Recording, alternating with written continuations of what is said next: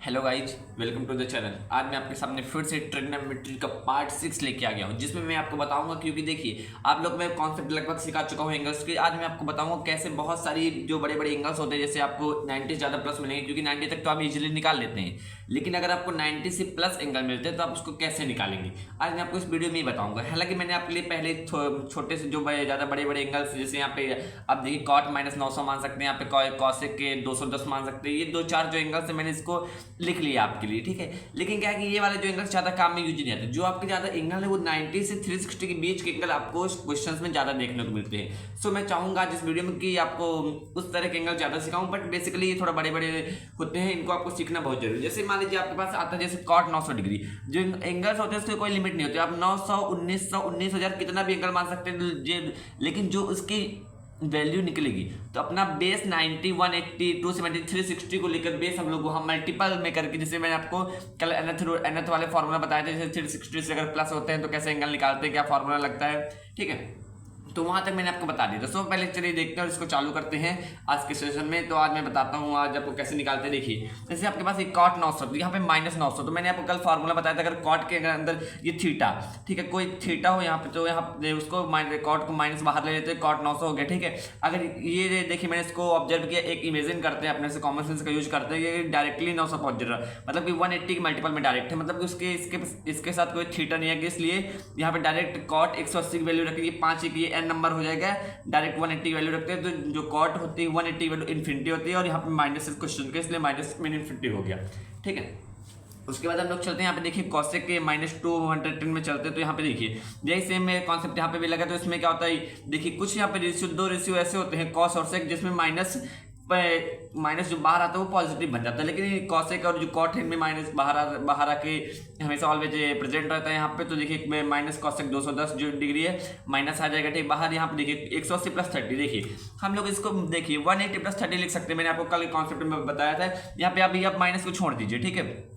एक quadratic system को जो मैंने एक पूरी लिस्ट दिखाई दी, आपको दिखा रहा हूँ। ये वाली शायद आई थिंक लिस्ट थी, हाँ ये वाली आप देख सकते हैं। ये वाली कंप्लीट जो लिस्ट थी, इसमें मैंने आपको हर चीज डिटेल में बताया था, ठीक है। आप इसको देख सकते हैं। और एक लिस्ट मैंने आपको ये वाली बताई थी, मैं आपको दिखा रहा हूँ अभी आप, ताकि आपको रिकॉल हो जाए। आप अगर नहीं लिखे तो पिछली वीडियो में जाकर लिख सकते हैं। बहुत अच्छे कॉन्सेप्ट इसमें, अगर आप इसको एक बार आपको इसमें याद नहीं करना, सिर्फ इसके कॉन्सेप्ट को समझना है, बाकी आप ऑलरेडी क्वेश्चन करेंगे आपको याद हो जाएंगे, ठीक है।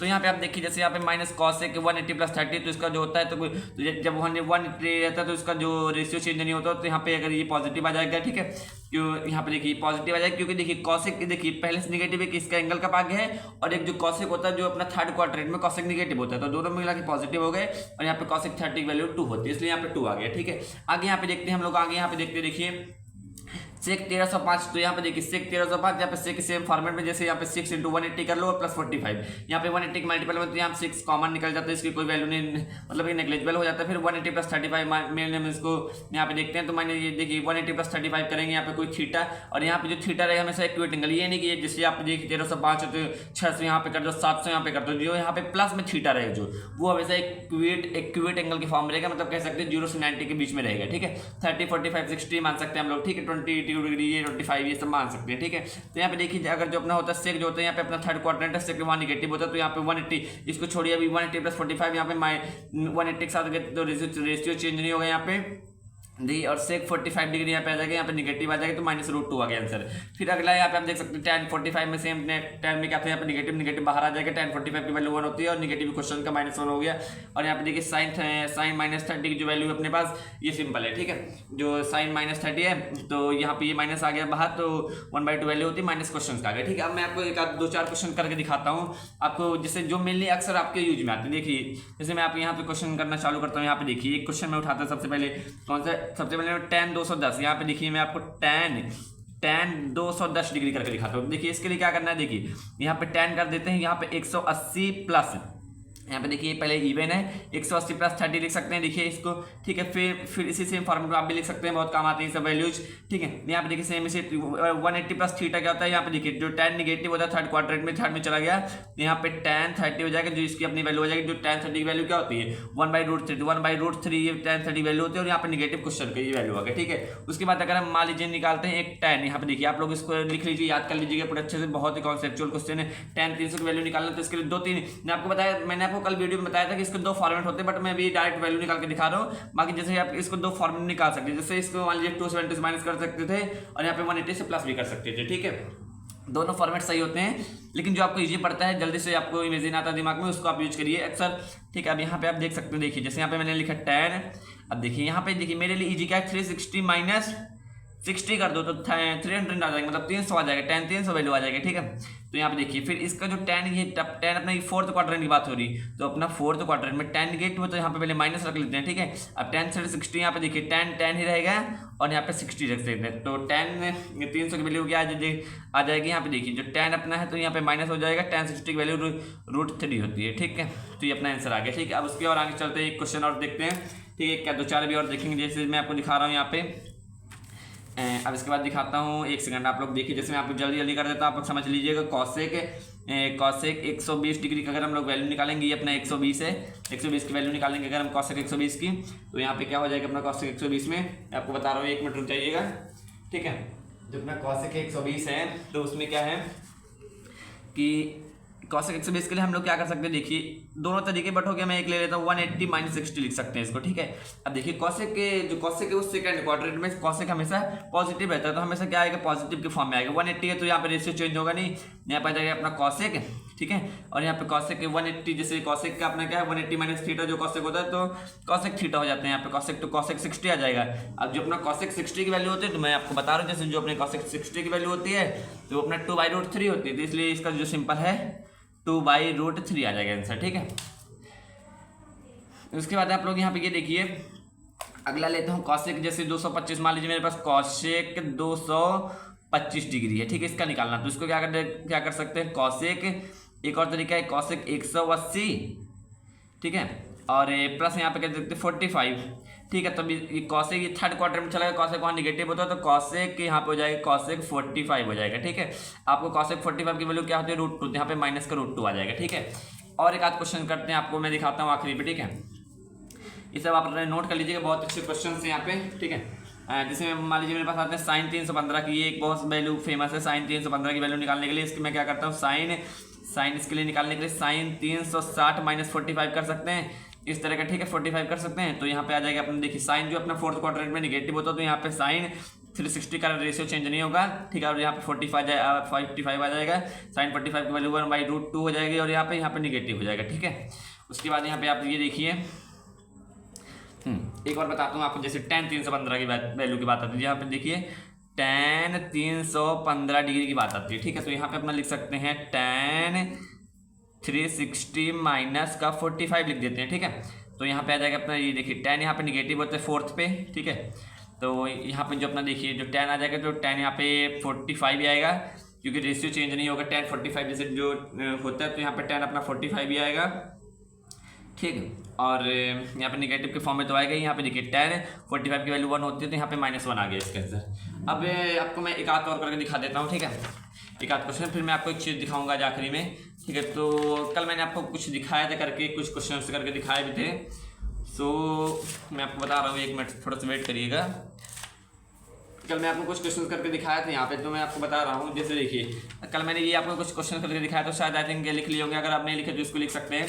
उसके बाद मैं आपको दिखाता हूँ, जैसे सेक मैंने एक जो वैल्यू जिस सेक को मैंने आपको यूज नहीं किया एक आध बार भी अभी, तो यहाँ पे अभी देखिए आप दिखा रहा हूँ मैं आपको, आप अगर यहाँ पे यूज कर सकते हैं सेक, मान लीजिए सेक 210 की भी निकालना हो, तो सेक का भी मैंने एक भी निकाला, तो मान लीजिए इसको मैं मान सकता हूँ सेक 180, ठीक है, सेक 180 प्लस यहाँ पे 30 कर सकते हैं, ठीक है। अब सेक जो है थर्ड में निगेटिव होता है, तो यहाँ पे निगेटिव पहले से आएगा, ठीक है, निगेटिव आ गया, यहाँ पे सेक आ गया, सेक 180 प्लस 30, ठीक।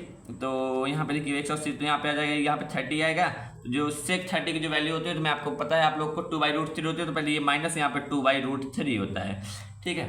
फिर मैं आपको एक और बताता हूँ, यहाँ पे देखिए, यहाँ पे सेक, जैसे सेक 300 की वैल्यू बहुत ज़्यादा पूछी जाती है, सेक 300 की वैल्यू बहुत ज़्यादा ही पूछी जाती है, तो आप यहाँ पे देख सकते हैं, जैसे मैंने क्या किया, यहाँ पे किया सेक, ठीक है, सेक 300 की वैल्यू पूछी जाती है, यहाँ पे सेक हो गया अपना।